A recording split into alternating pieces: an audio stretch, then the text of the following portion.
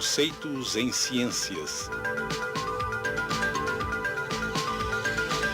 Eletromagnetismo, o campo magnético da Terra.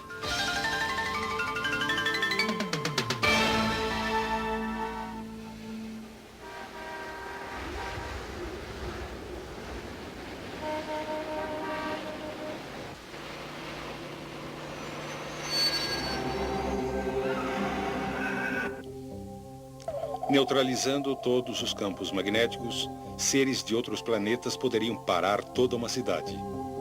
Atualmente, porém, isso é só ficção científica. Mas em que a vida seria diferente se os princípios do magnetismo não tivessem sido descobertos? É certo que carros como os que conhecemos não existiriam. Não existiria o motor de partida, nem faróis. E mais importante, nem o rádio. Não existiriam lâmpadas elétricas e nada que funciona com a energia de usinas convencionais. Sem elevadores, só os mais preparados poderiam morar acima do terceiro andar e não existiriam arranha-céus.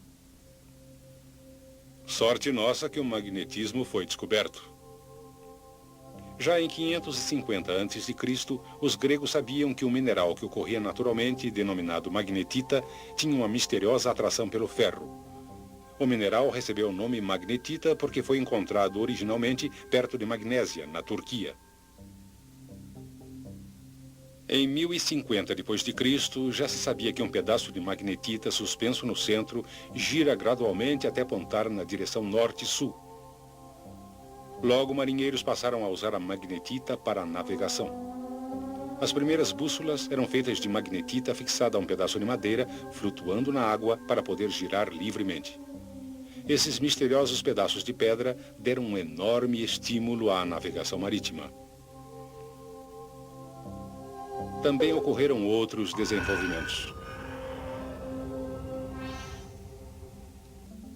Em 1269, Petrus Peregrinus, um cruzado francês, talhou uma esfera de magnetita. Polvilhou-lhe malha de ferro na esfera e observou que ela se dispôs em linhas. Estas linhas conectavam dois pontos na esfera que ele denominou polos. As linhas formadas pela limalha de ferro indicam a orientação norte e sul do campo magnético. Assim, uma bússola, colocada em qualquer lugar na esfera de magnetita, se alinhará com o campo magnético. O campo magnético, ao redor de um ímã, pode ser facilmente visto, cobrindo o ímã com papel e espalhando limalha sobre ele. A gravidade restringe a limalha ao plano do papel e o atrito impede que ela se mova para os polos do ímã. No espaço, quase sem a influência da gravidade, o padrão formado pela limalha de ferro toma um novo aspecto.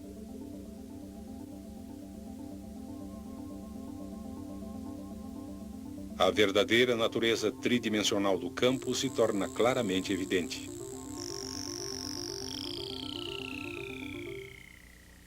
Porém, sem a força do atrito, a limalha migra rapidamente para os polos.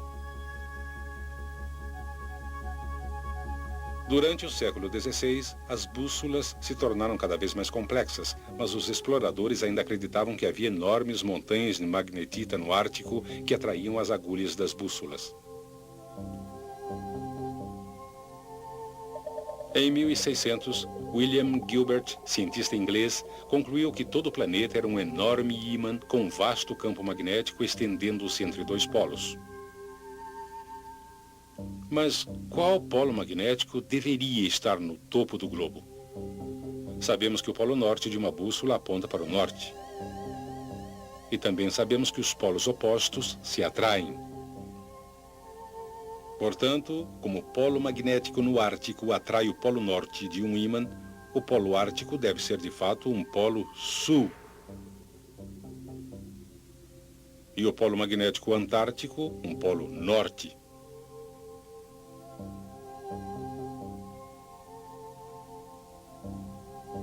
Desde que os nomes arbitrários Polo Norte e Polo Sul foram dados, os polos de todos os ímãs foram identificados da mesma maneira.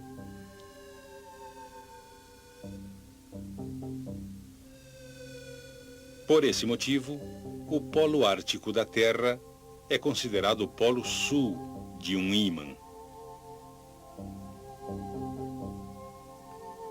Em outras experiências, Gilbert aqueceu um ímã até ficar vermelho e descobriu que ele perdeu suas propriedades magnéticas. Com seu núcleo fundido, o interior da Terra também é extremamente quente e, portanto, sabemos que ele não funciona como um grande ímã. Mas sabemos que os polos magnéticos certamente existem. Diz uma teoria que é o núcleo de ferro líquido eletricamente condutor que gira em relação ao manto, que causa o campo magnético norte e sul da Terra.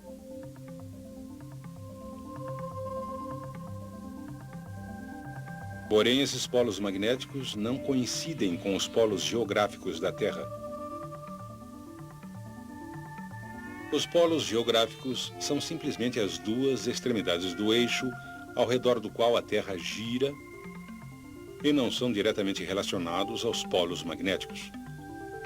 Assim, dependendo do local em que você se encontra, o ângulo entre o norte real e o norte magnético pode ser muito diferente. Por exemplo, se você vive em Eureka, no noroeste do Canadá, o ângulo entre o norte verdadeiro e o norte magnético é de 98 graus.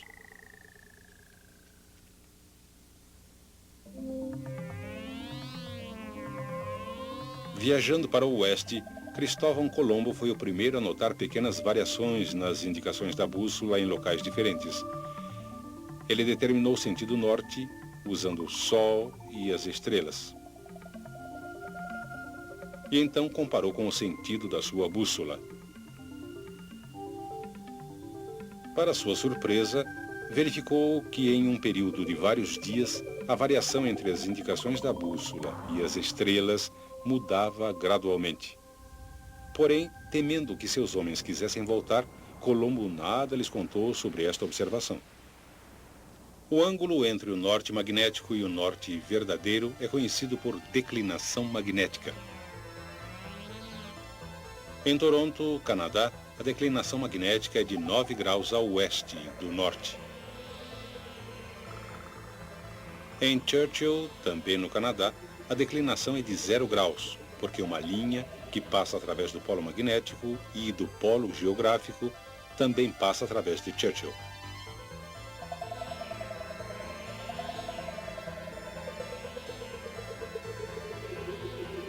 Porém, a declinação em um local específico não se mantém constante, porque a localização dos polos magnéticos norte e sul não é fixa.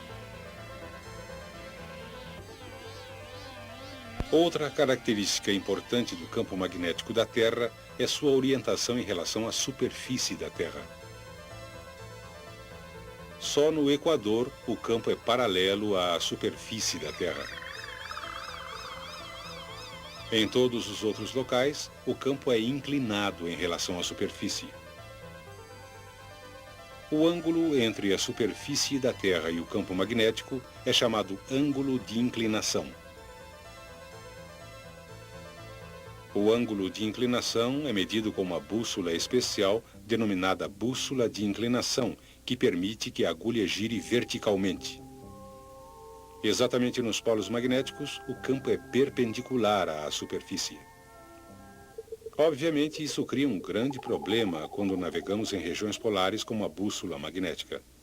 E nesse caso, sem um conhecimento do campo magnético da Terra, você poderá acabar se movimentando em círculos.